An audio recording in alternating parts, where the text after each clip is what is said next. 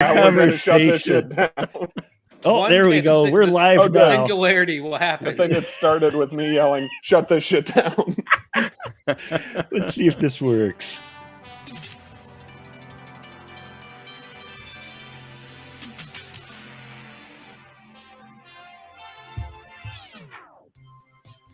After the year 2020, the Spoiler Room crew thought things were going to cool down. But they are just heating up. Cannon fodder. We're in the shit now. Listen in as this elite group of cinema special forces take on an army of Cannon Group films. What the hell are we watching? I don't know, but I can't take my eyes off it. Prepare yourself for urban action. Oh. And awkward pauses. Wow, look at that. It ended. That wasn't even copyrighted material, and it stopped the conversation.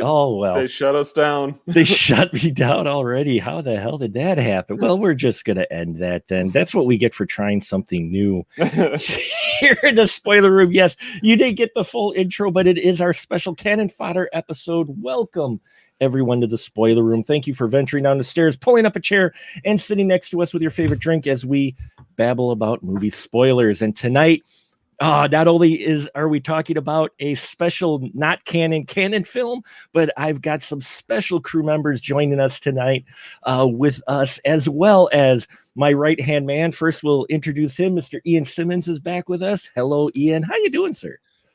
I'm doing great. This is exciting. This is very exciting. I'm excited. We got some fresh blood in here, and that fresh blood is in the form of Michael and Nick from the Shameless Picture Show podcast, which they were foolish enough to have me on a while back, and so I figured I returned the favor. Some great guys. First off, Michael, how you doing today, sir? I'm doing well, man. I'm doing pretty good. I decided to catch up on Highlander this week because I hadn't seen it for a couple of years. We actually reviewed it season 3, episode 1 on our own show. Nice. So I was like, well, it's been a little bit of time. I've also re-listened to our own episode. What? How the hell did I feel about this movie? Wow, let me listen. Funny enough, everything I was going to bring up, I brought up on the first show. But no, I'm doing great, man. I'm doing great. I got my root beer. We're good. All right. And Nick, how you doing, sir? Thanks for coming to the spoiler room. Yeah, I apologize in advance for whatever I do to your listeners and podcast in general. Trust me, it's no worse than what we've already done to ourselves. I did no research. Well, I did watch it again, but I did not prep. So I'm probably going to say a lot of things that I said last time and have no idea that I'm repeating myself. Well, there you go. It'll be new all over you. What is old is new again. And we have 5 viewers in the live chat tonight. Woo! So welcome all 5 of you. Hello. Fine folks. Hi, wow. Mom. I should have worn something. I was going to wear something a little bit nicer and maybe some pants if people were going to show up. I didn't know this. So Mark, is this whole episode just going to be a book review of that Highlander book that you read? Oh, the Highlander book. Yeah, well, we are reviewing Highlander 1986, and I actually read a book. And it's called. We were supposed to read the book? No, you weren't. Shit. No, but if you would have asked me a couple years ago, back during season 3, if I would not only rewatch Highlander but want to read a book on Highlander, I'd tell you you're nuts. But this movie has fucking worked its way into my brain in such a way that I was like, well, now I have to read this book. Well, let me tell you, it's a very interesting read. It was recommended to me by a Cannon Fodder shill regular, as in I say shill in that I've been shilling him nearly every Cannon Fodder episode. Austin Trunick of the Cannon Film Guide, Volume 1. He recommended this book, and I'm so glad he did, because this guy covers it from like wall to wall. He interviews extras, he interviews stunt coordinators, and you read a book like this, you look at Highlander and you go, there's films that start out nowadays that always bug me, and I'm sure it bugs you guys as well. They say, this is the next cult classic. And I'm like, what? Okay. You can't just say that. You don't get to just decide. Well, what if you show the movie to an actual cult and they like, how does that fall? Well, it depends on how they received it. That's true. The Mansons thought this film was wonderful. Unrelated, my favorite line in the movie Midsummer was the kids want to watch Austin Powers again. It's like, oh, Austin Powers is a cult favorite. How did I miss that line? I don't remember that. It was a throwaway line, but it's so fucking funny to me. But yes, 1986. I call this a non-canon film, and it is. I'm putting this out there now. It qualifies as canon fodder because it was picked up and released by Canon. Okay, but it wasn't produced by them. But no, I did not realize this. This was actually the majority of the production was put out by Thorum EMI. I'm getting the name slightly mixed up, but basically, no, you're right. Thorn EMI. Yeah. And they're the ones that were putting the money behind this for most of the movie. And it went into a lot of production troubles in that. But yeah, basically, long story short is when they were getting ready to release it, they released it in the US, didn't do so well.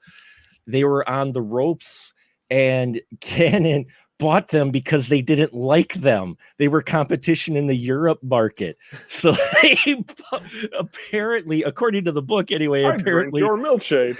Apparently Galan and Glovis bought them because they wanted to crush them. After I've watched both Canon documentaries, and that doesn't surprise me in the no. It doesn't at all. But 1986. Well, hey, look, if it's got the Canon logo on the front of it, it's a Canon film as far as there I'm you go. concerned. That counts. Yeah, it's on the box, so it counts. It definitely. This is our revenge release. All the best movies are right. They usually are. They definitely are. I wish someone hated me enough to buy my movie. I bought it. You did, but that was out of love. That's a totally different thing. I didn't love you then. I had just met you. Touche. We were in like with each other. It was out of an incredible surge of indifference. You just told me you wouldn't give me my cat back until I bought a copy. Yeah, I still have to get you that cat back. Hopefully in original working condition. Yeah. Hopefully. Got a little wear. You kind of stick a battery on it. Looks like it got hit with the quickening, but the cat will be all right. Then it'll move around for at least an hour before. I think your cat took out a few of mine. I figure there can be only one, so whichever one survives, I'll send your way. You're welcome, Ian. I got a face palm. There can be only one. Ian. Oh God! Bringing it back to the film. Oh yeah. You're gonna make me synopsize this one? Absolutely. Okay. Actually, I'm curious if I still have the one that I wrote back for art. I don't think I do. But I'm going to check anyways, because why not? Go for it, Ian. Come on. You can do it. All right. Connor McLeod is a guy living in New York City. New York City? Get a rope. No, that was my favorite.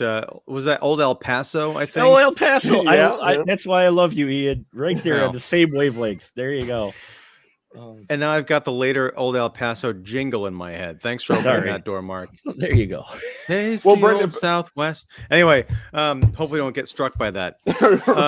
So he's living in New York City.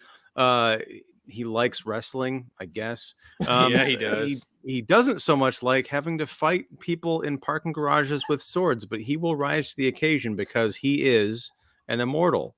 And once, whenever he fights someone and beheads them, this other group of immortals, there's something called the quickening happens, where he sort of absorbs This is the impression I got. It absorbs their energy, makes them stronger. And there is the Gathering, which is sort of a collective event that is going to lead to a bunch of quickening.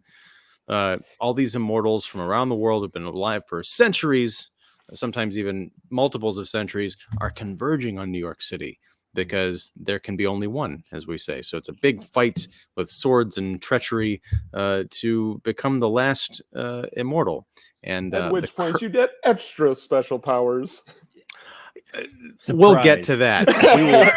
We will touch on that. But no, so there's Christopher Lambert plays Connor McLeod. Oh, you say it's so fancy. Christopher Lambert. It's not Christopher Lambert. The only Lambert I've ever known in movies was from Alien, and even then I want to call her Lambert, but it sounds weird. Get out of the room, Lambert. But anyway, fair enough. So and we've got Clancy Brown, the great Clancy Brown, playing the Kurgan, Mr. who Krabs is himself. Yes. Mr. Krabs himself. Mr. Krabs. He does the voice of Mr. Krabs and SpongeBob. Oh, I'm not up on my SpongeBob. I just thought you were talking about like the name he got bullied in school because they just called him Mr. Krabs after gym class. But maybe. Yeah. That's why I went into acting. Anyway, so he's like the ultra bad guy. He's the one that has been stalking Connor McLeod across the centuries and countries, and it's all going to come down to them. And in the meantime, there is a cop who is trailing Connor McLeod. They catch on to the fact that they're immortals, like beheading each other. She becomes kind of a love interest. Spoiler, everybody. And there's a bunch of fights to the death. There's multiple flashbacks across the centuries. Sean Connery shows up as the Obi-Wan of Mr. McLeod, and is in the movie way too briefly a time. And that's my synopsis of Highlander. That's the broad strokes. We'll get into the specifics, but I do want to talk about these ultra special powers that he gets at the end, and how there can be sequels to this movie, none of which I've seen, or the TV show. Oh, good. I'm glad, because we have to take the context of what we know about Immortals from the in context of this film. Let's not bring any of the sequels in of them trying to give origins to these guys. I want to try to keep it to the film, because that's far more interesting than what they tried to come up. I've not seen the sequels. I read just one little line about the second one, and now I need to see it. And that you don't just push us up to the edge and not spoil. Look at this one. Spoiler. Have you seen the second one, Nick? I actually grew up not hardcore, but loosely affiliated with the TV series. Right. I have a lot not, of people did, yeah. I have not seen any of the sequels, and it was my first time watching the actual film 2 years ago when we did it on the show. Really? So I was exclusively familiar with the TV show. I was going to ask first time you saw it. So wow, that was 2 years ago. Your first time you saw it. Yep. That was my first time too. Oh, really? That was a double shame lister. Yeah. Wow.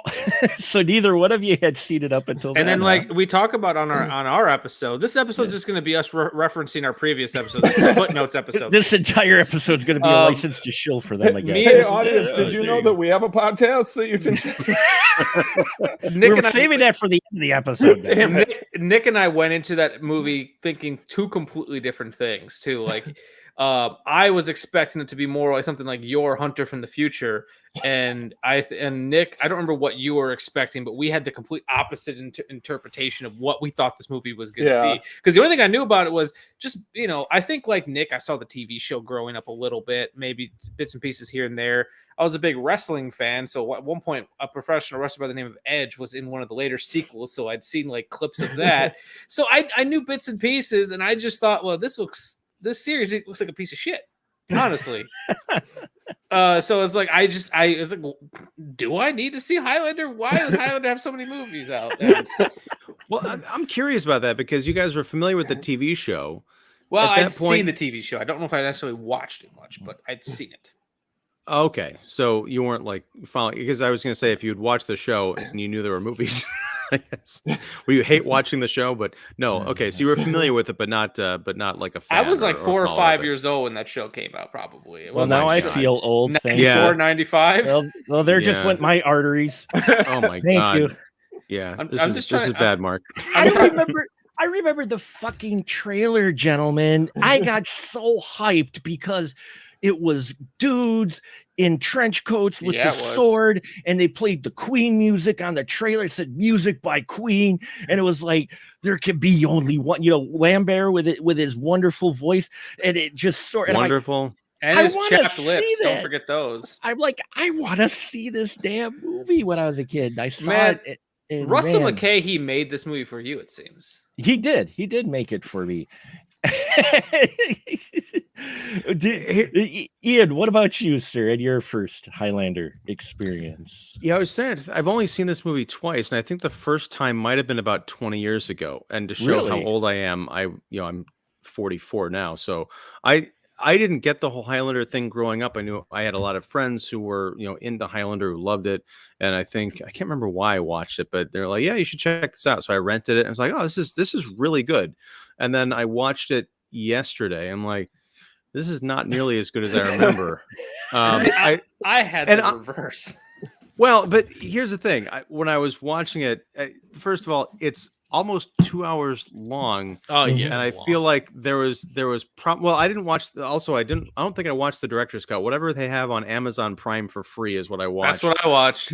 Okay, but it's like just under 2 hours long. And I feel like not that I have to remake it, but if someone would come in and do an edit of this thing and tighten it up a little bit, I think this would be a perfect hour-and-a-half movie.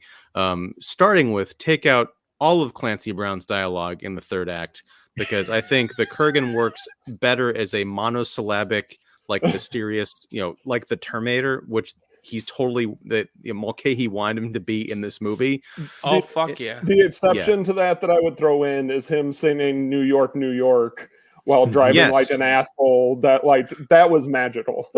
And I agree with perhaps the best version of that song. I'm sorry, Frank, but Queen stole that. But yeah, imagine if he had said nothing except the two words he said back in Scotland when he was like killing people, like "I want McLeod," and then it's just New York, New York, or "I love New York." Yeah, that would have been just beautiful movie. That would have made this an instant classic.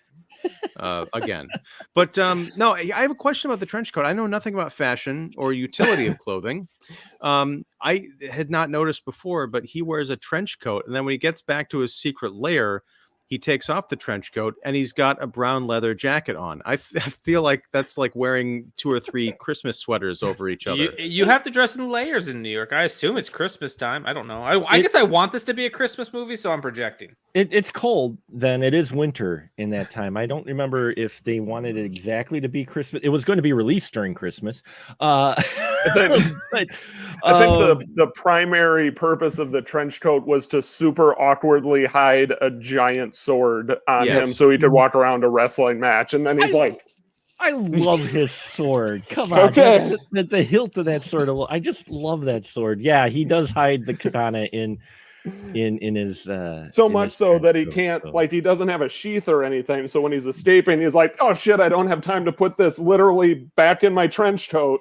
So I'm gonna throw it up in the ceiling for later. Let's not forget Kurgan's Lego pieced sword that he just assembles. That phenomenal. Not that I ever studied as an engineer, but the part of me that my mom wanted me to become an engineer, that's briefcase sword drives me nuts. It works for a gun. It does not work for a sword. I'm pretty sure I complained about this 2 years ago. You did. I liked it. I mean, hey, come on.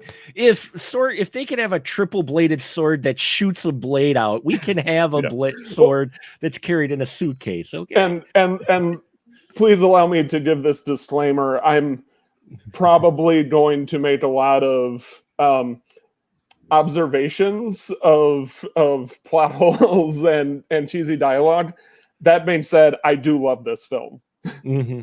I absolutely love this film. Any movie that begins with professional wrestling, it can't be bad, man. The Fabulous Freebirds, and I think Jumping Jim Brunzell was in there as well. I knew you would know the Tonga Kid. I think. Yeah, the Tonga Kid's in there too. I remember they made. You can't hate a movie that begins with a fucking aerial shot of Madison Square Garden. Have you ever been to Madison Square Garden? I want to be clear. All right. I think all of the stuff that I didn't like about the movie this time, and I didn't mind it the first time I watched it because I'd never seen it before. I'm like, oh, this is, cool. It's got its own mythology and stuff. I like the structure. It was all of the stuff with Connor McLeod in the modern day with Brenda, the cop detective, and their little cat and mouse. Like, are you really into antique swords or whatever? All of that stuff I feel like could have been done in 5 minutes. They don't need to be lovers with that whole like Skinamax thing. Like, you aren't wrong. I would rather spend more time, kind of like the Old Guard, Mark, you talked about last week. Another movie that movie I really didn't care for, but I like the idea of going through the different centuries. I'd like to spend more time, not just in 1200 whatever Scotland, and then like one scene, 1536 Scotland, and then like one scene with the Nazis. I want that to be the entire movie leading up to New York. Yeah, honestly, like this. Like, obviously it was a TV show, but like I feel like this would be a great like Netflix miniseries. Yes. They could redo it as a miniseries. Yeah. I mean, that's why the TV show, people, you look at the story, the way they did it, and with the TV show really expounded on the immortal stuff and actually gave it a more rich mythology than that fucking piece of shit Highlander 2. I'm sorry. There's people that love Highlander 2. Now I gotta watch it. The rogue cut does not fix things. In fact, it makes it worse. It's like no, just no, because they had absolutely no clue of the following. And that was one of those things is where Highlander, didn't do well at the box office. It ran into all kinds of production issues and that, but it got that following because it lived so well on cable and direct to video. People are like, oh my God. And then you had Queen as well, music with it, which Michael Kamen also does a score to it. And they did the Queen soundtrack before Kamen did the score, because what Kamen liked, because he did music for other movies as well, where he worked with rock bands and that. So Queen did the music, and then he did the score to help complement the music. So that's why you've got like some of those themes carrying over into the score. Unfortunately, they only released the score in Europe. They didn't release it in the US. And they released Queen, and Queen didn't want it to be a soundtrack album. So they released it as It's a Kind of Magic, which just happens to have songs from Highlander on it. The Queen element to this film, it's a strange little niche pocket of mine of like children's animation from the like 80s and 90s. But it reminded me of The Last Unicorn. America does that entire soundtrack, and it gives it such a bizarre tone that if you remove that soundtrack, I think if you remove Queen from Highlander, like the Queen soundtrack took it in such a strange direction that I think it certainly improved it because it's fucking Queen. But like it's that like disharmonious pairing that somehow works. Well, it's you're exactly right. Like you can't have one without the other. What I truly like about Queen's music in this movie, because like I usually cringe whenever like I see that like a movie has multiple original songs from a popular rock band. I just think of like the early 2000s when like every movie had to have like Disturbed and Slipknot and shit in it. But like why I think this one works is because it was built around these songs. Like that first scene that we really get Who Wants to Live Forever, where Connor is I tear up. Yeah, and it's the song with him and his wife. Like Brian May wrote that song to the scene. Like he made that song for the scene. It just like they didn't just like, oh, here's a couple fucking songs, go use them. Like it upstages the actors in that scene. It makks the actors better. Yes. It makes me care less about Christopher Lambert and his chapped lips. What about you, Ian, and the Queen soundtrack? You like it? I mean, it's got your song Vision from your Iron Eagle soundtrack, but it's a different vision. But well, that's the thing is, I was aware that the Queen music was in it, but I wasn't sitting out like rocking out to it. The New York sound, song really stood out. the opening song, of course. But yeah, I don't know. I'm just not. I don't connect to soundtracks like that necessarily. I was more focused on the story, and I did like that the music complemented it. You're right; these aren't like needle drops. There's no like, hey, Yeah. this song is popular on the radio. We're going to put it in the next 20 movies, and then in the next 50 movies trailers. So it really, yeah, it is a great point that they complement each other. Question for anyone who's seen the sequels. I know Queen. I would assume Queen didn't do the soundtrack to any of those, but did they? Was the music? Did they have any attempt to like incorporate music into the narrative or the thematically in those? Sure. No, there wasn't not like this one.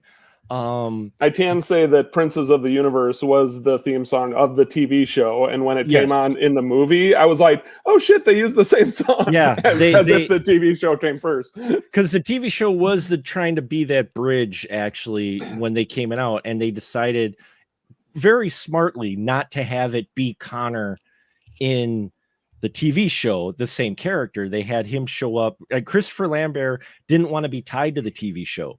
So that's why he only showed up for one episode. He said, "I'll give you one." You know, so but I'm going to play Lord Raiden. But yeah, then I'm going to go play Lord Raiden, which feels a lot like Highlander.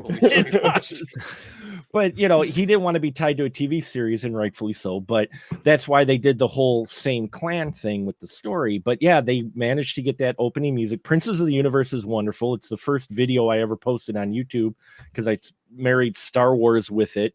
And then later on, I did Give Me the Prize with Sith footage. That music is iconic, and it fits, and it does, I think. Different music. I'm not sure if Highlander maybe would have caught on quite like it did, but that music adds so much to the weird surrealness of this movie.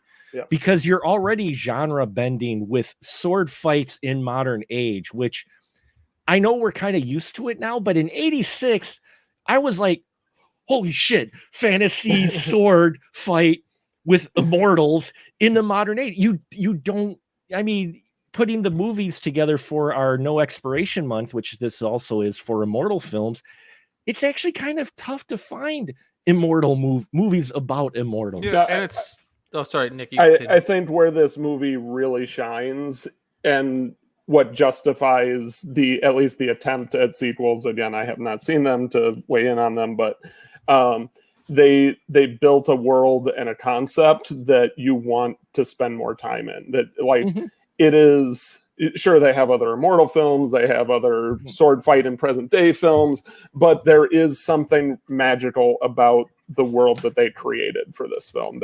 They were onto something there. And oh no, go ahead, Ian. I was just going to say real quick something that I thought could be explored in a sequel, and I don't know that they have, but the idea of the sword and this kind of duel. Towards the end of this film, you've got a guy, I don't quite know what his deal is, but he's driving around in like a T-Bird, and he's got, a cache of weapons. He's just like looking for trouble, and he sees the Kurgan fighting, one of Connor's, friends in an alley. And he's like, this is my chance. And he gets out and he shoots him up with an Uzi, or he tries to. The idea of warfare throughout the centuries, it has evolved. So could there be someone is there something about the immortal tradition that says you have to use swords, or could there be someone like, yeah, I'm going to use rocket launchers, to try and take someone's head off. I imagine it has something to do with like this code of honor, because like remember, and I need to accurately quote his fucking insane name. What was Sean Connery's crazy name in this movie? Juan Sanchez Villalobos Ramirez. Yes, Ramirez, Egyptian Spaniard. He had said that the one place that they are truly safe is on like hallowed ground. Yeah. Because we all agreed to it.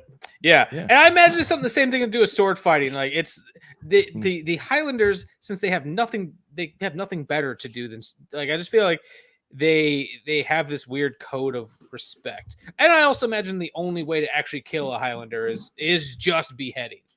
Right. Well, that's something that I don't know if they I might have missed it, but they didn't make use of that hallowed ground thing in this movie, did they? Yeah, they did. There was one weird scene between the Kurgan and Connor In a church. In a church towards the end, where he had the pins in his neck and he was like licking the priest. Right. That's why they weren't fighting each other, I guess. I was just expecting more of a kind of like a vampire thing. Like, I can't come into this room because it was very weak. It was, right. It was weak. It was more of tradition. And Hocus Pocus did that better.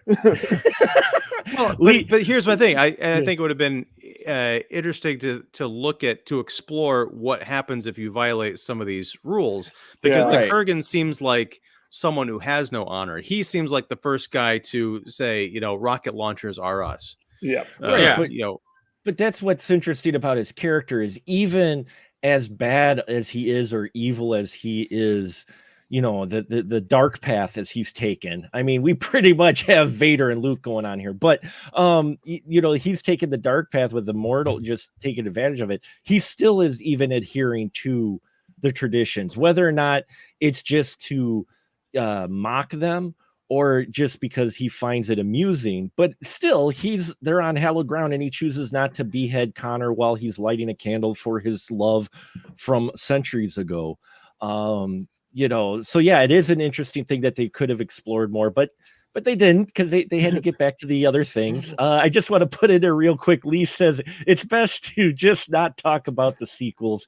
Yes, Lee, you are correct. We've all been burying the lead. This is the spoiler room, and Nick has been waiting with bated breath. I'm gonna tell him the big reveal that we find out, which makes me want to watch this movie. Does anyone protest? Go right ahead while I try not to listen. They're aliens. Fuck you. Do they know they're aliens? Yes. Even there's Connor? Literally a scene on an alien planet with Ramirez and Connor. Oh, Ramirez comes back, by the way, too. Ramirez comes back. I think I remember that. Yeah, and that's the only thing I know about Highlander 2 is the trailer for it. And at some point, Sean Connery sticks his head out and says, "Greetings, Highlander. We've been expecting you." I'm like, but he's dead. Anyway, so yeah, I forgot they were aliens. It's kind of like with Thor from the Marvel movies. Just kind of like look the other way and like, yeah, these aren't really gods. They're aliens. Sure. You cannot die, McLeod. Yeah, it's the sequels. It's not, because that's one of those where, just like the producers, reading about how the producers meddled with this film from what it was going to be versus what it ended up being, is just crazy. And yeah, I'm going to shill the book again. It's A Kind of Magic, Highlander, by Jonathan Melville. I learned so much with it that it's amazing, one, this film ever actually got to screen, and two, what we got, because I'm surprised they got the screen. I haven't even read the fucking book yet. Everybody, who greenlit this? And how do I shake their hand? Russell Mulcahy, who I learned a new term while reading the book too. I hope you guys don't mind me bringing it up. I just found a lot of real interesting. Okay, you do. Okay, I won't bring it up anymore. And that was it. That was Nick. Everybody, hope you enjoyed seeing him. Let's just let's see. Where's this removed from screen? No, Russell Mulcahy was what they call pop promo director. He was a video music director for ages. In fact, he was huge in music video, MTV, all of that. He was one of those godfather of what they called, I didn't realize they called music videos pop promos, but they're basically pop promos. He directed those for ages before he ever got to the feature film. I mean, he was making it in late 70s to MTV. I mean, this guy was that guy. And so he had a huge group of connections to that. So he brought some of those guys on, but it explains the editing, but somehow it makes a lot of sense. Yeah. It works for this film. And that's where the Queen element, I think, really works with this movie, is the fact that he basically cut almost a 2-hour music video, because it also explains the similarities in the that end fight scene to the end scene in Empire Records with the big neon lit sign. Yeah, exactly. You deserve some kind of an award for correlating Highlander with Empire Records. A movie I hold You do. very dear And to The my Last heart. Unicorn. You mentioned Last Unicorn. You already moved your way up on there. I'm like, someone else watched Last Unicorn? What? It didn't like It's throw so themselves good. off of a It's bridge. so good. God, that move. Don't double feature that with Watership Down. Otherwise, you're just gonna go throw yourself into traffic. But yeah, well, Christopher Lamb with Sean Connery, they only had him for a week. A And week. they had him scheduled for 6 days of shooting and no more. If he went over, he got $1 million. The more I find out about Sean Connery, the more I'm like, how the fuck did this guy like get anything made after a certain point? He really did not want to work. If you're going to make me work, you're gonna pay me. Yeah, he got like, yeah, it was like 6, yeah, yeah, and for the sequel, for when he came back for Highlander 2, he got $3 million, but before he shot a single scene, he got it in escrow. So he got his money up front. He was like, That's some Marlon Brando gangster shit right there. but they actually did pay him like $500,000 more than what they had planned on, because there was a day of rain where they couldn't actually shoot. So they got him for like a half a day longer, and he made $500,000. That actually reminds me a lot of like Jack Nicholson in the original '89 Batman. Mhm. He didn't want to do that movie, and the deal that he made, that his lawyers got him, was that not only did he get a very handsome fee for that movie, but then he gets a cut of every Batman property that's made afterwards from here on out. Mhm. And that's why Jack Nicholson just could take whatever project he wanted, because, well, I'm making that Batman money. And then Wow. he apparently was like, when they made the sequel, he's talking to Danny DeVito. He's like, "Hey Danny, you should get your lawyer to get you my deal." Well, I remember the joke at the Oscars that year. They made a joke because because of the deal he got with Batman, Jack Nicholson was the highest paid actor in Hollywood. Yeah, it was. Because they made a joke about it at that Oscars, at the the 89 Oscars. Well, it was 1990, but 89 Oscars, they made a joke about how he was the richest guy. Interesting enough, with this, we're talking about money, and again, I hope you guys don't mind. Lots of stuff. Apparently they when Lorma when EMI was going through their financial thing and looking to get bought, they were giving their shareholders an opportunity to buy it back.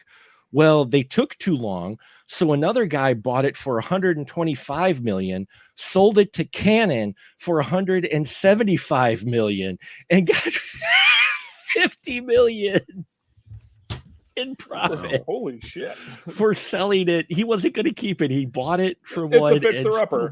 Yeah. It's a fixer-upper. You flip it. And this is 1986 or 85. Jesus. Cannon basically killed the film. Yeah.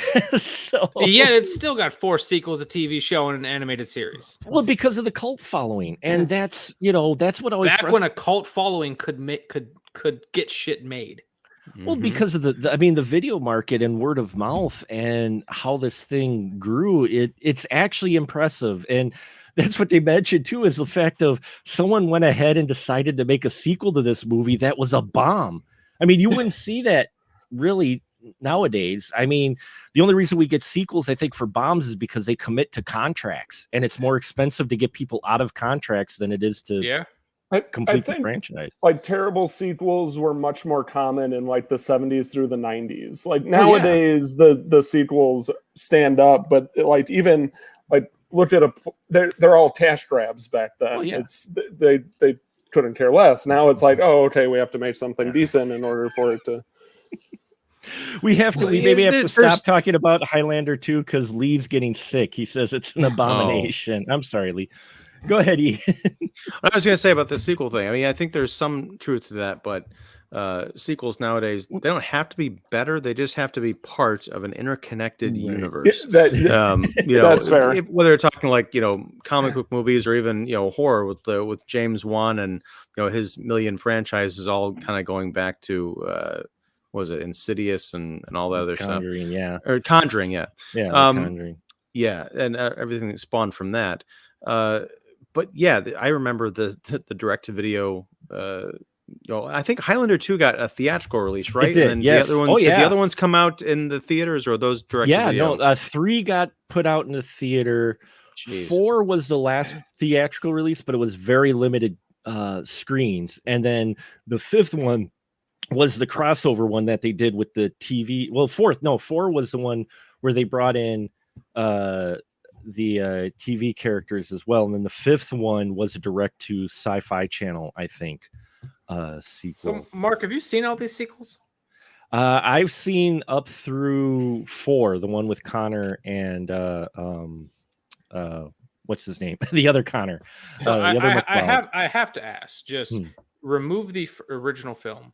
Okay. If you had to pick the best one of these of those, I'm just legitimately curious, because be if careful, 2 is you're about that to bad, lose Lee. I don't care about Lee. I thought we were talking about Highlander, not Highlander 2, 3, and 4. I just have to ask. I just like gun to his head. I want to know what his answer is going to be, and then we can go back to Highlander. I would be 3.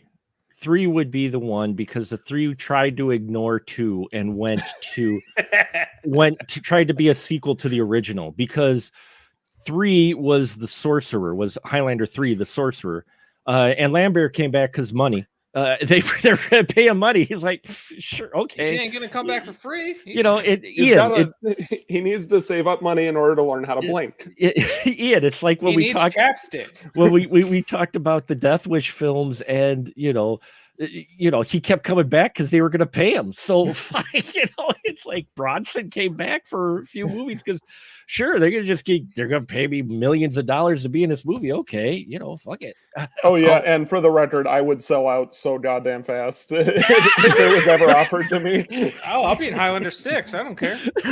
for a couple mil, shit. Yeah, You could just give me like $300 in a Slim Jim, and I'll be there. but 3 was good because. And many people have talked about this movie, folks, with Highlander. So if we're not diving too deep into it, I mean, there's many coverage of this. But like season 3, episode 1 of the Shameless Picture. There you go. Wow, stop. Look at that again. Smooth. Yeah. As Lee said, Lee did confirm that Highlander 5 was indeed the sci-fi movie and as bad as 2, which I'm glad I'm not watching that. And 3 isn't too horrid. Okay, Lee does like the TV series, though. He does like the TV series. Makes me feel better about my very distant memories of it. And I did too, because it gave us more of the world that was built in Highlander. Because as much as we joke about, the cheesy dialogue and the plot holes and such, it gives you a glimmer of this world. Yeah, you want to play in. Mm-hmm. Ultimately, that's ultimately what I liked so much about this movie. Mm-hmm. Like I said, it's like it stuck out of my brain. Like when I watched it originally on Letterboxd, I gave it like 3 stars, and this time it rose with a 3.5. And I just realized that like there's flaws, there's faults, but it's what films don't have that. But there's something. Freddy got fingered. Freddy got fingered. At least has the daddy wants some sausage scene, so that's pretty great as well. Great, you found allies. Yeah. Damn it. Mark, I almost sent this to you but I didn't want you to cry. Someone did a video review of *Malignant*, and they interwove scenes, not scenes, and a thematic through line connecting *Malignant* to Freddy Got Fingered. Could you please send that to me? I'll figure it out. Yeah, I'll send I think I just lost my crown of random connections between movies. Been dethroned. What I love so much about this is just I guess pun intended, it has a weird magic to it. Like I was never a huge fan of the fantasy genre. There are some movies I definitely like, but like I don't know, I just didn't really vibe well with like contemporary dudes trying to talk like they come from a different time period and poorly made costumes and shit. I don't know, it just wasn't like, but like the integration of the past and the present in this one is what I found to be so endearing about it.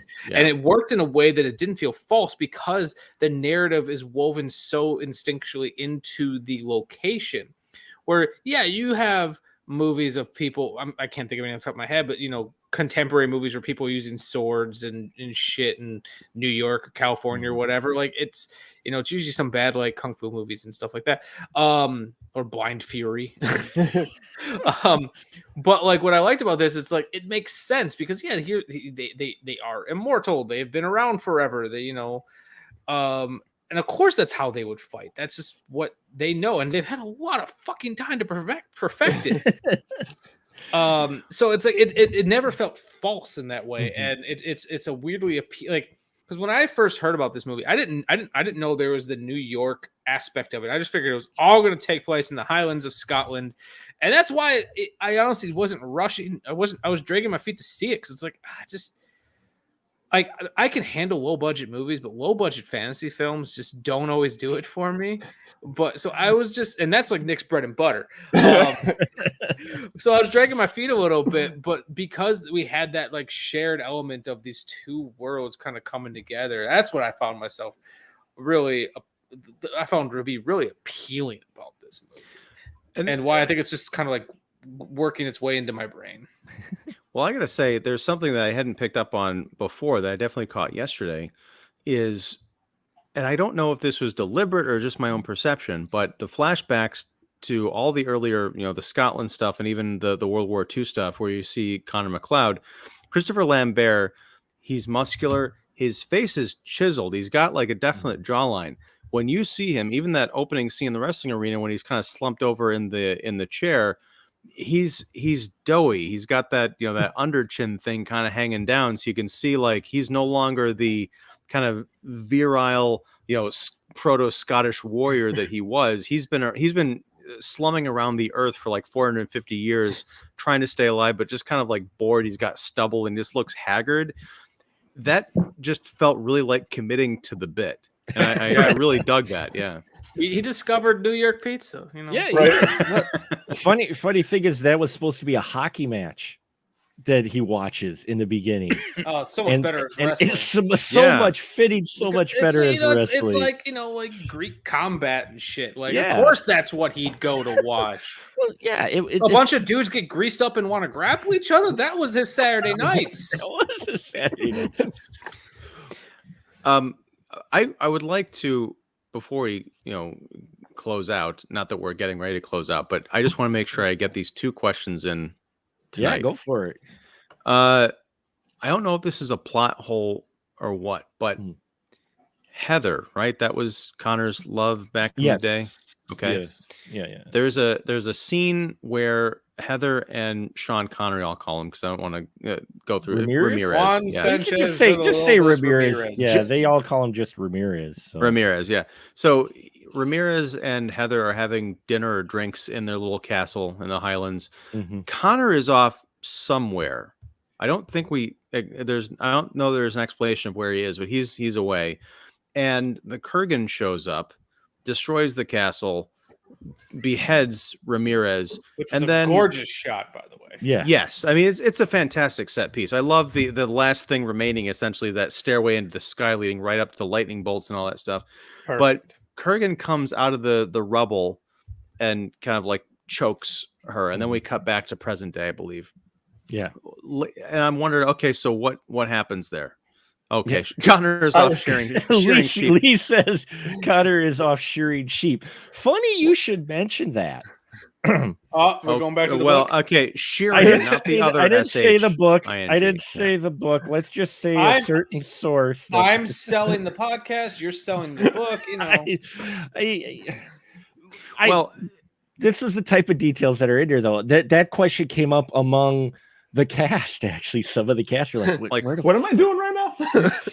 Well, but apparently he was hunting. They just tossed it off as that he was hunting. Yeah, that sounds like the crew and the like after the it's like I don't know, he's fucking hunting. Like what else are they doing? He's taking a piss.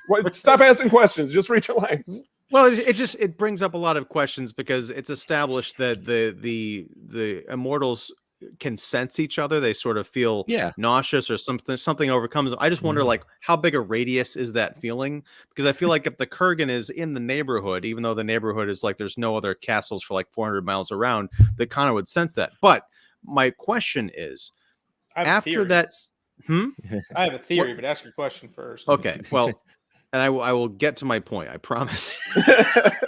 Kurgan comes up out of the rubble, grabs Heather. Later on, we come back to the next And time she's we see old. Heather again. She's old and on her deathbed.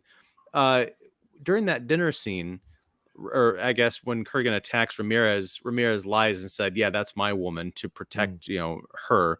But later in the church scene, after Heather has died, another flashback of old age, Kurgan says, "Oh, so that wasn't your woman? Well, I did things to her." I'm sorry, I don't know. Maybe it's the time or whatever, but how would she not tell Connor McLeod what had happened? Also, how would there be no physical evidence of him having sexually assaulted her? Because he's not a gentle lover, the Kurgan. You don't think So I don't know. I don't know how this is like a big deathbed secret all of these years later. That rang really false to me. Yeah. I could say, first off, like in terms of like the no signs of getting roughed up, like she was still kind of involved in that. Like she was there when the castle was breaking down. So if she was roughed up, she could have played it off as, oh, I got hit by castle rubble. Well, okay, but still, there's another conversation there, which is Connor McLeod, wherever he is, he comes back. Ramirez is dead. She's maybe in the rubble. Did he discover a few days later? Did he come back 5 minutes after the Kurgan has left? There's like 17 scenes that are missing from this movie Yes. involving this incident. The only thing I could think of with her silence, especially if we kind of go back to the time period, is she just saw Kurgan completely behead Ramirez, who's very talented with the sword. She has her man. She knows that her man would probably go looking for Kurgan if she mentions it, and she'd rather have him at home and be by her rather than go off trying to find Kurgan and maybe getting himself beheaded himself, and then she's completely alone. Maybe that is her motivation for not telling him. Maybe. I'm just saying it's a giant story supposition that should not be left up to the audience to wonder about. And for me, the bigger question for me is why it's a big leap, and also like it's kind of and I'm speaking from today's perspective, and this was written a long time ago, so there's that. But like all that just to have one more thing that proves that the Kurgan's an asshole. Like we know that. Like why this random like, oh, by the way, like I did inappropriate things to her. Like, yeah, okay, you're a dick. Like we get it. Well, I also don't see the Kurgan as someone also who leaves a witness. Yeah, right. Like he would have totally fridged this. This is before refrigerators, but I assume you guys know what fridging is. I have something with that too, but I want to hear Mike's theory. What's your theory, sir? My theory is that Connor wanted Ramirez dead because he didn't want to have to kill him himself. That's a lot different than my theory. My theory was that like it's not like radar pings, but like because Sean Connery was there, like maybe it kind of just like he knows that there's an immortal there, and it makes sense because of course there's an immortal and there. I guess I should say it's not necessarily that he wanted him dead. He just knew eventually he's gonna have to kill him. And he doesn't want to be the one to have to do it. That's actually a good that could be the case. Stretch, but that works. But I think to explore that angle, you also need to fill in. I can't remember the name of the other immortal he runs into on the bridge in New York City, where it's like, I guess we're doing this, and they're like buddies. Yeah, I want to see that story of how he goes from maybe I should knock off the competition early to hey, we can be buds and hang out 100 years later. He's had a lot of time to mature. Yeah, he has. Yeah. Lee mentions he's had a lot of time. Lee mentions that sensing other immortals has been pretty short range. And he said he remembers discussing Heather not telling Connor about the rape with his friend as they left the theater. It always bothered him as well. So yeah, it's vindication. The only other thing I could think of is that maybe Kurgan didn't. And he said it to jab at Connor, because in all honesty, if you look at the way Kurgan's personality is and all, he doesn't care about, I mean, sex wise, I could almost see him just saying that just to egg him on too. And maybe it didn't actually happen, but he says it as a, either a fishing thing or try to get at Connor. I'm not saying it's true. I'm just saying that it is possible that he's trolling the shit out of Connor, and it's like, oh yeah, I did bad things to her too. Almost like, yeah. Not only did I mother. yeah, exactly. Not only did I kill Ramirez, but I put his head on a pike, and then I played baseball with that pike, and then you're ugly, and your mom dresses you funny. So, well, and there's also the, if we're taking it out of the narrative context of why was it included in the film, like there's a million reasons why a woman wouldn't say that happened to her, like especially bad. I mean, especially it's the same now, but I think there's a billion good reasons why she would walk away from that and not be like, hey, so something terrible just happened to me. Yeah. Right. But that again, and I'm not doubting what you're saying. But the Kurgan is not your run-of-the-mill sexual assaulter. I don't think he does that to her. And then Connor McLeod shows up even the next day and he's like, hey, why are you walking funny? She's going to have black eyes. She's going to be all sorts of messed up from that encounter. Yeah. It raises more questions than I think. I feel like that would have been better if when Ramirez said run, she just escapes the castle and runs into the woods. Yeah. Because it honestly feels like an unnecessary line. It feels like an unnecessary inclusion. Yeah. Because there's nothing to motivate it. It just honestly it feels like a fucked up thing that they just like, oh, this is going to make people hate him, but we already hate him. Right. Yeah. I don't need more reasons. I don't see any world where the Kurgan doesn't kill her. Yeah. And that's where Lee says too, his opinion, Kurgan is just full of shit. And that's what I think it is. I think he's just full of shit. He's just egging Connor on. That's the only way I could kind of explain it away. I could see them trying to explain it away is just, he's just, he's whatever. He's just saying whatever to get a rise out of Connor. So, then, in fact, maybe he knew she was actually, he figured it out after 4 centuries that wasn't Ramirez's girl. Yeah, Well, but again, if that's the case, you have to answer the question, what happens after he reaches up and grabs her throat? True. Yeah. That's very true. Yeah. Side note, this is I have to mention this, and Ian knows why, and if people listen to the show, they know why. A different pick other than Bettany Edney was supposed to be Heather. It was supposed to be Catherine Mary Stewart.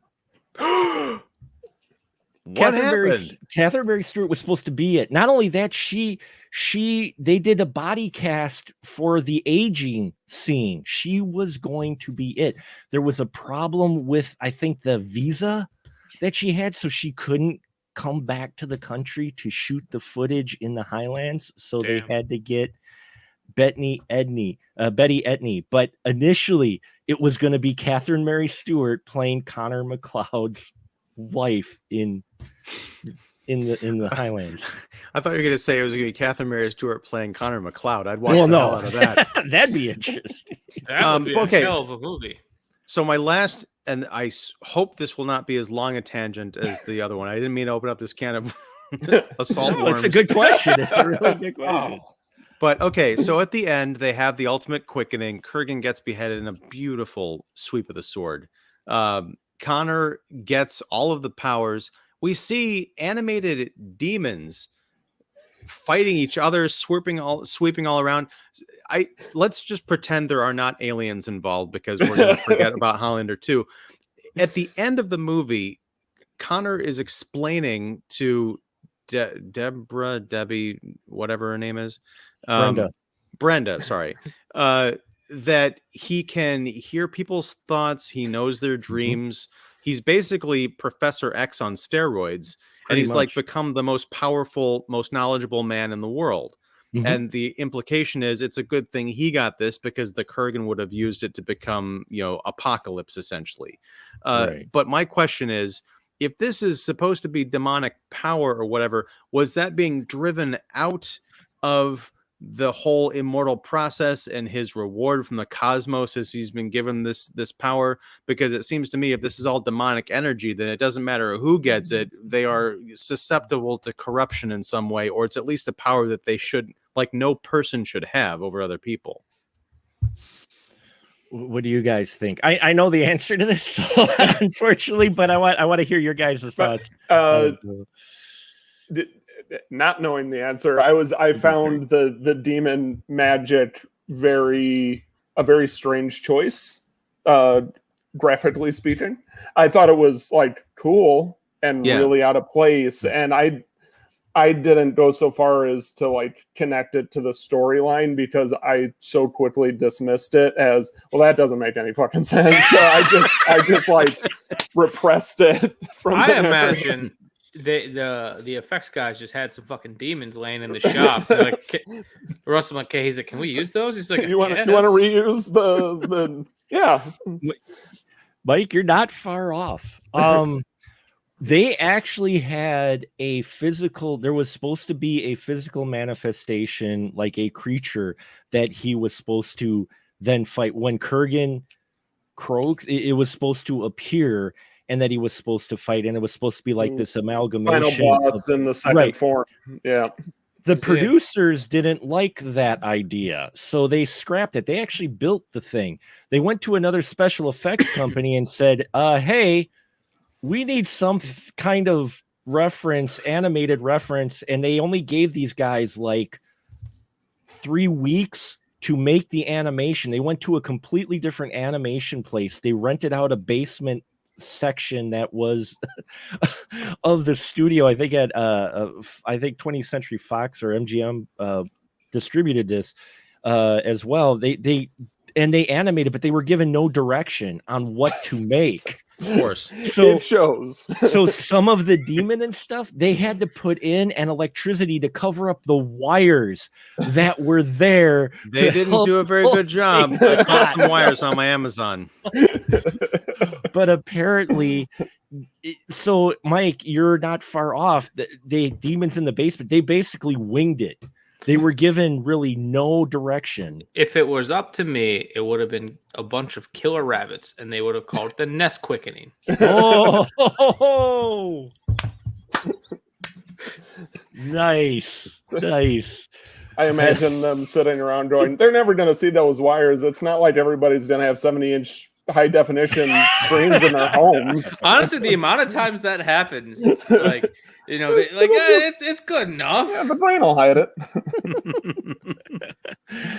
But yeah, that's why the animation is the way it is. It was a last minute choice to change it rather than him. Apparently, they had this wonderful sequence worked up with him fighting a manifestation of all the energy from Kurgan because he was evil. So it kind of formed into this. So it would have been like McCloud fighting the Shocker.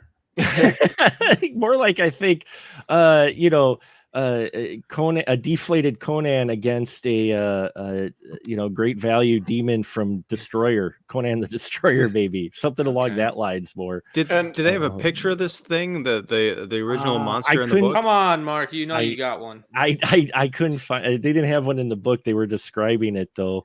Book is junk, but you have a picture. I don't sure the book is remember wonderful. I don't want to go on record. I don't remember seeing that, but yeah, it's one of those things where the producers, we talk about it now in modern films, and especially because of Marvel and Disney being the way they are, we hear of the horror stories of producers changing things and being in the booth and change. It's even more prevalent. Everything I read on the 80s films, how was even worse. Even before that, Gone with the Wind is David O. Selznick's movie, and he went through 3 directors to get the movie he wanted. It's yeah. And sometimes it's good. A lot of times it's not, though, because you had some things that the romance angle, you even had, I think it was who played Brenda. Speaking of that, real quick, can we just mention, how did this woman have time to rise up through the ranks of the police force and write a giant book about ancient weaponry? That was a big book. Well, she worked for the museum. What are you talking about? Well, no, she didn't actually write that book. She just designed the slipcover and put it over. Yeah. The shelf. Yeah, that's she, what it was. she How tells did all, you find that? That's how she impresses the guys. Now you have Tinder. Back then she had slipcovers. So she changed the slipcover depending on what guy she had over. So, She used Connor, Slipper. Yeah. Yeah, well, Connor, he's into swords, so she pulled out the sword slip cover. If she had a football player, it'd be Encyclopedia of NFL. She bought that nice printer. She might as well use it. She did. Though you can't argue with Connor's collection of artifacts through the years. Though I like that circular room that you had. Yeah, that was cool. Which, that's part of it. The music. I think the music director, pop promo, whatever you want to call it, the music video thing works very well in the favor for this film because the camera work that you get in here is, especially for 86, is unusual for a feature film. I mean, you get some of those swooping hallway shots with kind of the fish-eyed lens that you've seen in music videos, but not necessarily in feature films, and the camera work. I love the camera work in this film. Yeah. Oh yeah, he shot the fuck out of this movie. Yeah, well, the scene where Brenda is being chased by the Kurgan in her apartment, and you're kind of running through the different rooms. It's smoky. There's like red lights coming out, and I realized, she's probably living next to a bar or something that's a neon sign. But I was just expecting like Dee Snider to pop out of the room or something with the rest of the Twisted Sister and start jamming with the Kurgan. Yeah. Just Ian, the New York part you like from Queen, I guess that was recorded in between takes of them recording different songs. He was just riffing off of what they see in the film. Nice. So yeah, that checks out. Yeah. Because Freddie Mercury is awesome. So I think we'll wrap it up here, gentlemen. Highlander, I think we'll wrap it up here. The final question would be, do you see why it's a cult film, and would you like to see them tackle this material again in a remake? And Nick, we're going to start with you. The speed version is yes and yes.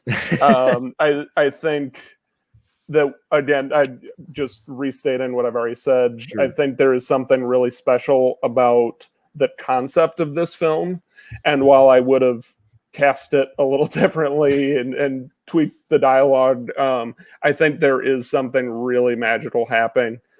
It's a kind of magic, as they say. Nice. With this, and to the sound, again, I haven't seen the sequels, but it sounds like there is so much that I would love exploring in the story that I don't understand how they fucked it up. Off the top of my head, I could think of 15 great stories for a sequel to this, and they're like, aliens. And they went to aliens right like that, just right out of the aliens. Right out of the gate. Like you'd expect that out of like 4 or 5 or something. So I would love for there to be a modern, serious re-dive into this world. Cool. Mike, just to your point, you're right. They do start off with the aliens, and what's funny is in Highlander 2, there is an interesting concept to where Connor got the prize. He tried to improve the world, and in trying to repair the ozone, because we're talking 80s, that was the big thing. Well, the sequel didn't come out to like early 90s, but the ozone was a big thing. In his effort to seal up the ozone, he ends up actually creating a shield that blocks out the sun around the world. So he ends up making a mistake with the prize and ends up becoming kind of a pariah. I mean, he's rich and all, but he actually also ages because there's no more immortals anymore. So they play that angle until someone teleports in from the alien planet, and then he's young again after he kills one person with the quickening. Okay, that's how they do that. But I like the idea of selling this movie, Mark. No, but I like the idea of him making a mistake with the prize. I thought that was an interesting concept. The rest of that film, though, the concept was just shit. Though there's so much material to explore before like between the flashbacks and the present in this. Like they're literally centuries and centuries and centuries that go unexplained, and it's fine. Like I think the narrative feels complete for this. I'm not saying that something was lacking, but I don't see a point in trying to take the story off from the point when he is the last one. No more to see here. Like who else is he gonna fight? Oh, we'll bring them back because of like alien. Like just go back. You could there's so much story to tell back there with the Kurgan, with Ramirez. You could do like there's so much story back there, and they're just ignoring it. Yeah, Mike, what about you? See that why it's a cult classic, and what reboot? Do you think there's room for a reboot or another sequel? Well, first, I just want to point out, and I think I might have said this in our last episode, Nick. I absolutely love the way you say the Kurgan. Say it again for me. Kurgan. Kurgan. Yeah. Kurgan. Makes great coffee too at the little pods.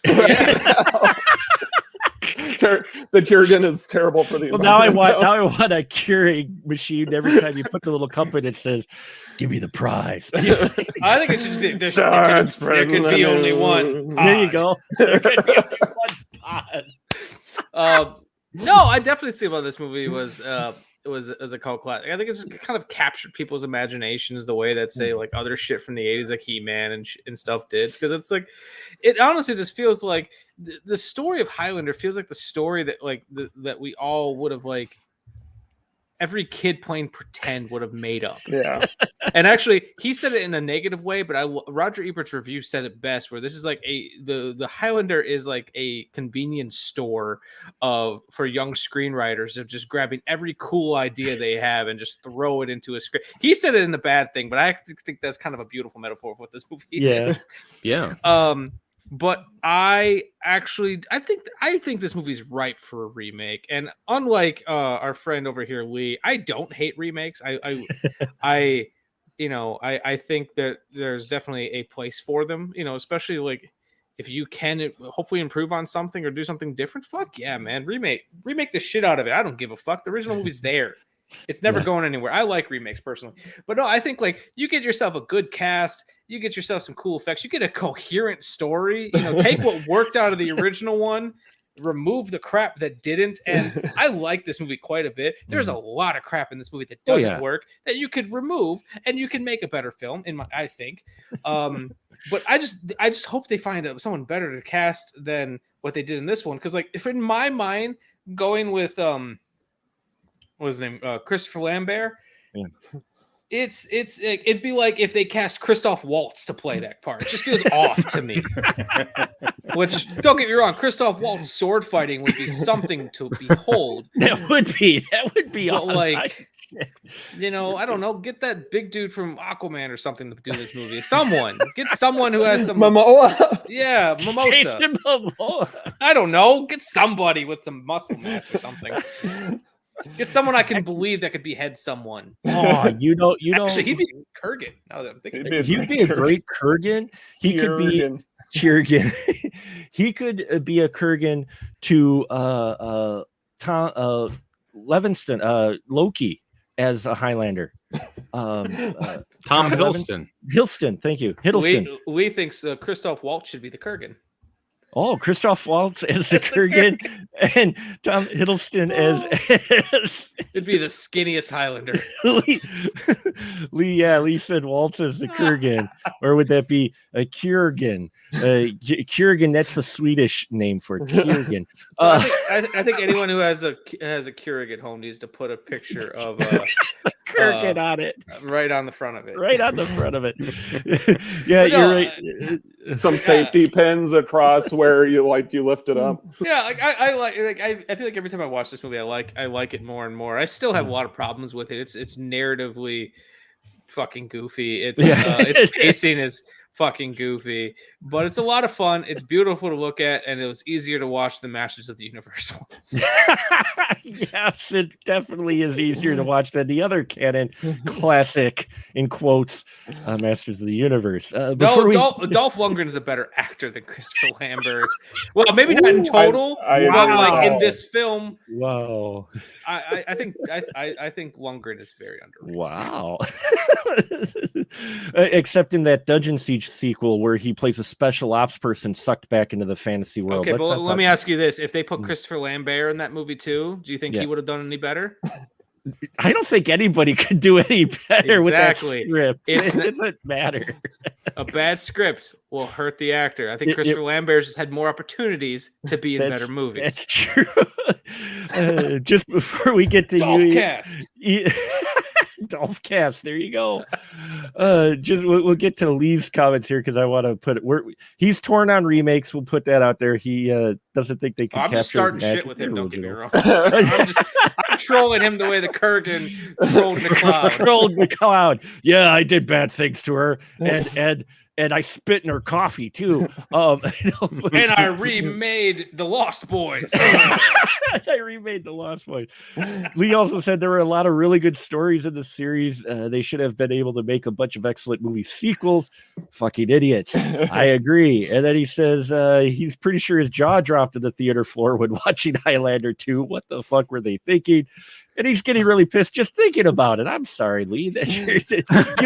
Highlander 2 does get me kind of irked too if I think about it too long. So I can't wait to see it. and Lee did say, don't get me wrong, I've seen plenty of remakes that were good. And he agrees. Walt says Kurgan and Kurgan, a coffee addicted immortal. There you go. Just pop an espresso for eternity. He doesn't have to worry about heart failure. Might as Well, well. no, Yeah. shit. No, yeah. And Ian, What do you think caused the quickening? There's a quickening. There you go. A lot of espresso. It says- is hallowed ground Starbucks? Well, hallowed grounds. It's like Hallowed a quirky. ground. The joke was barista. right there, Yeah, Mark. I was waiting for you to grab it. God! Oh my God! We're rolling. I think we got something here. Copyright. That's what we bring to the show. That's what you bring to the show. Now we've got a coffee version of what? So it would be Highlander grog then. Groglander? What? No, I don't know. Look at Ian's got something to say. He's chewing on it. He's chewing on it. Well, no, speaking of chewing, I just got the idea for a Kurgan Pez dispenser. Oh, with little. We're killing Nick. clothespins. Pins, yeah. Clothespins along the edge. Yeah. Oh You my could God. do like almost all of the immortals. The Sean You Connery could. one, the Kurgan one, Highlander that friend that he met on the bridge. There you go. The series. So, all right. I do recommend, I can understand why Highlander is a cult classic. It cannot be remade now. We are in the era of terrible big budget, studio movies, because if they remade it, it would be PG-13. They would cast Timothy Chalamet or Noah Jupe as Man, you just have a Connor thing against McLeod. those two. huh? You just have a thing against those two. Because, look, I can at least look at Christopher Lambert and say there's a man. Now, I know Noah Jupe and Timothy Chalamet are of age, but they still look and act like 12-year-old girls. But yeah, there's something, the Kurgan, I want to see Jason Momoa as the Kurgan. Yeah, I want to see that versus, I would actually watch Jason Momoa as the Kurgan versus Timothy Chalamet as Connor McLeod, but I would not be rooting for Connor McLeod in the ring. So that's where I stand. Wow. Yeah. Whew.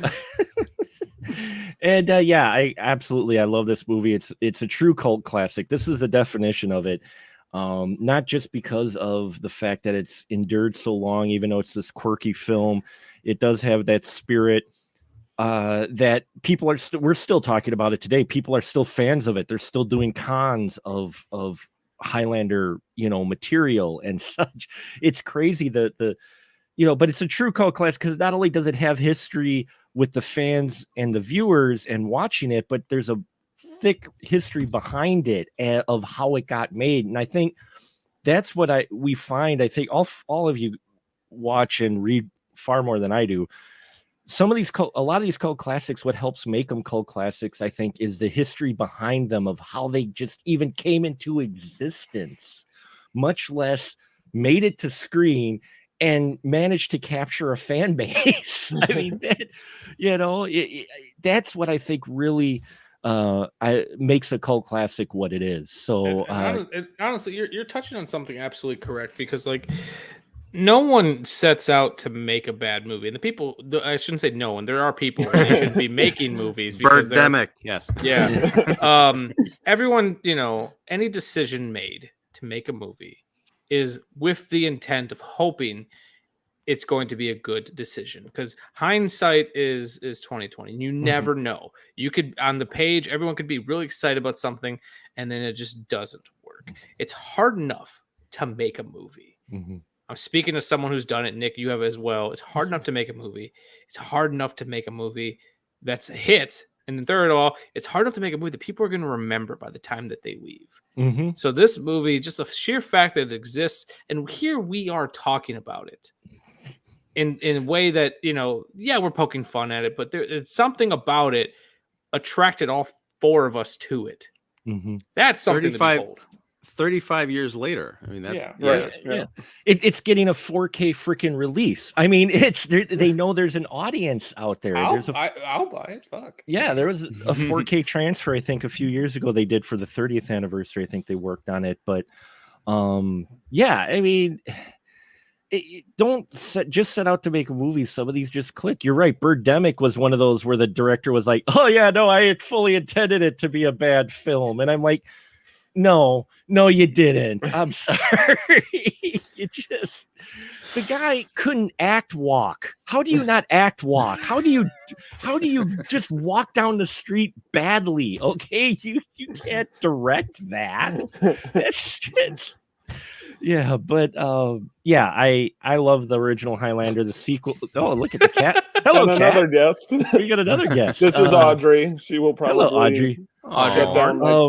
Her name is actually Audrey 2.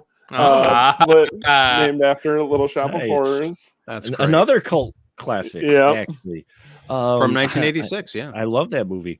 So we'll wrap it up. It's canon because it was distributed and released, and it does have the Canon logo in it. That's why it got included, and that's why I really wanted to talk about it. Was just because I really wanted to talk about Highlander, and I'm glad it got the votes. You would have found any reason to make it work, because you read that book and you just wanted an excuse to do this movie. I read the book after I chose the episode. I wasn't even intending to, and I apologize for bringing it up so much, but it just. It gave you sold me on the book. Damn, it's got a lot of, I mean, especially if you at all enjoy the movie, reading just the history of it, you're just like, wow, it's impressive. And Clancy Brown, you might have a little bit of a different opinion of him, but he mentions the mistakes he made because he was young and just newer actor, and some of the decisions he fully admits that things he thought should have been done. He was in the wrong, and he fully admits that he was in the wrong years later, 35 years later. But at the time he's like, yeah, I thought I knew what I was talking about. Like, I guess he ripped up the jacket that they had made for him because he didn't think it should have all this stuff or whatever. And they're like, what are you doing? That's a product. Like, just wear it. Oh, Clancy.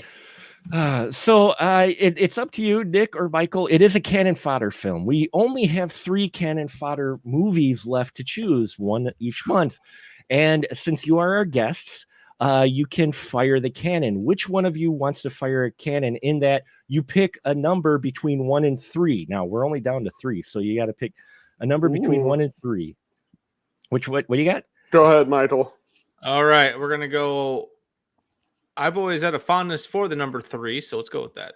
It is the magic number. Okay. Also, Jack White's favorite number. And you know what? It's not going to play it for me, is it? It's not going to play this file for me.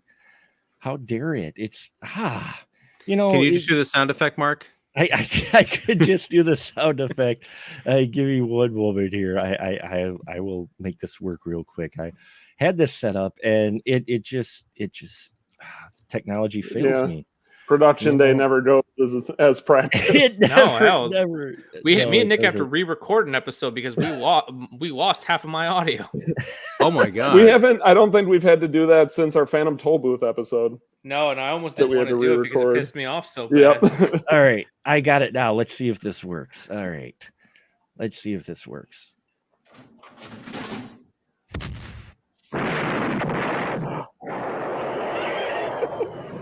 Worth the wait.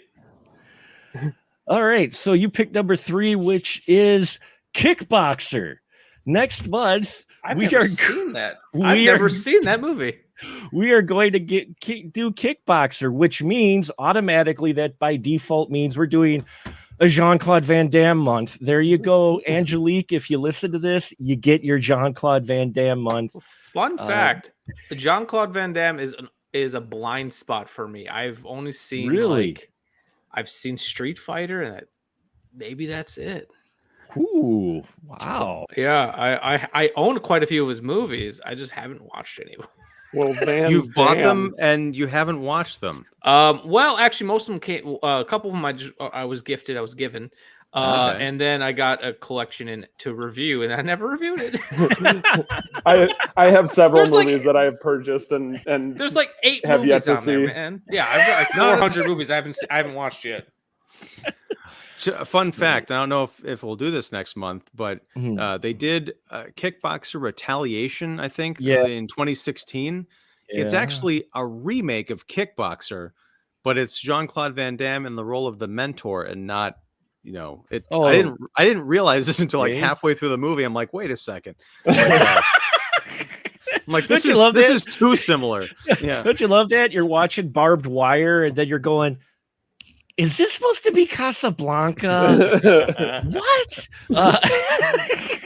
So thank you very much, everybody. Thank you to our watchers tonight. Lee said he was planning on going to bed, but now he's going to watch Highlander. So yes, hey, we have succeeded. Go on Amazon Prime and let us know which version we watch. If it was at the extra 8 minutes, I am sorry I bring it up again, but it was very funny. Apparently they wanted it shorter. And so one producer suggested cutting out 1 frame from the beginning and the end of each scene. And it would have made it the 8 minutes shorter that they wanted for the film's runtime.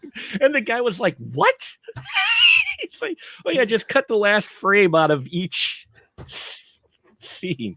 It was like, oh. Yeah, but as always on my show, it is a license to shill for my crew members who I've been shilling all night, man. Have far more great stuff out there that always you be closing. definitely need to check out. So first, Ian, license to shill is yours, sir. Go ahead. I'm Ian Simmons. I run Kicking the Seat, which you can find at kickseat.com and also on YouTube. Kicking the Seat is on YouTube. So yeah, I do several videos there a week along with like live streams. And in October, I'm going to be doing, including the spoiler room, I'm going to be doing 3 live streams a week, plus regular episodes. So yes, look for me to be alive at the beginning of October. At the end, I might actually be a ghost for Halloween. What is what is Kicking the Seat about? Tell me. Sell me on your product, man. I'm not going to sell you by the tagline because it's movie reviews from the last guy anyone asks, and that was me. So yeah, there is no real theme to it. We just talk about movies that I want to talk about, new releases, classic stuff. I have a number of ongoing series like Page to Screen, where we talk about a novel and the film adaptation. Late screening. I've got a friend of mine who, growing up, he never watched movies, so we get to sit through a lot of, first time things for him, like classics. So yeah, just a little bit of everything. And then Wednesday nights, Mark is able to join and grace us with his presence for live streams. We talk about whatever Disney Marvel shows are on. So right now we're talking about What If. So yeah, that's that. Right on. And he has wonderful interviews as well. You folks need to check it. So he does interviews as well. So I wanted to plug an interview I have coming up with the screenwriter of The Starling, the new Melissa McCarthy Netflix movie that's coming out this weekend that is getting savaged by critics. I talked to the screenwriter and actually asked him how he felt about that. You don't want to miss his answer. looking forward to that. And Michael and Nick, the floor is yours. License to shill, gentlemen. Shill away. Well, we are the Shameless Picture Show. We take films that we should have seen by now, especially as film critics and filmmakers, that we tried not to admit that we haven't seen, and we admit that we haven't seen them, and we watch them, and we check them off the shame list. There's always that, like I ran into this a lot when I went to film school. Like people were like, "Oh, have you seen Apocalypse Now?" You're like, Totally.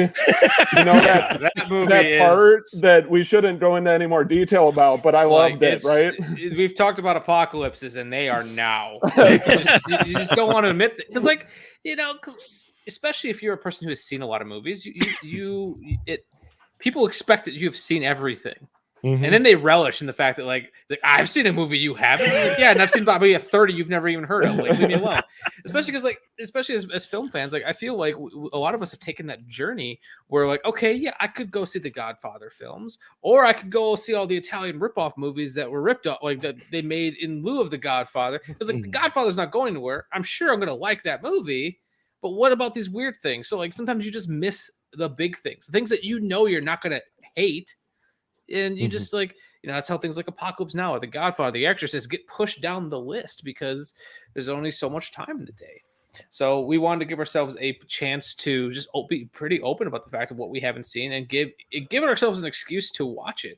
And, there are big things, like we've done episodes on Gone with the Wind. Nick had never seen Rocky, so we did that. And we actually had Lloyd Kaufman on to talk about his time working on that film. We've done movies like I can't think of Alien, right now. Alien, yeah. Both of those I hadn't seen. I thought I had seen Terminator. It was Terminator 2. I listened to part of your Ghostbusters episode earlier today. Most controversial episode.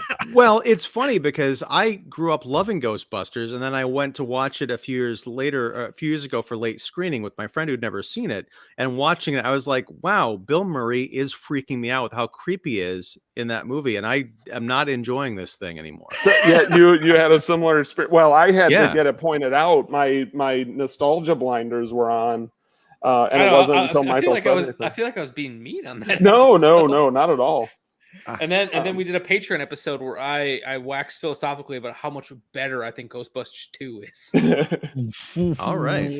Wow. Lee is still with us, by the way. FYI, version of Highlander and Prime was the extended version. Okay. One of our latest episodes was our 100th episode, actually, and we were super excited about it. We got to talk to Andre Gower about the Monster Squad, which was really special for both of us, but in particular Michael, as he grew up on that one. That's awesome. I cried in front of Andre Gower. It was beautiful. It's a beautiful moment. Well, and we have a website now, so go to the shamelesspictureshow.com, I'm assuming. Or is the there? It's just shamelesspictureshow.com. Shamelesspictureshow.com. Made by my beautiful and talented wife Amanda. And it looks badass. Awesome. So that's us. Well, thank you all. I hope thank you to everyone who watched. I appreciate you, Mike and Nick, coming on. And it was a pleasure. Thanks literally for anytime. This has been a blast. Awesome. And I think now we'll just say good night, everyone. Good night. Nice. Good night.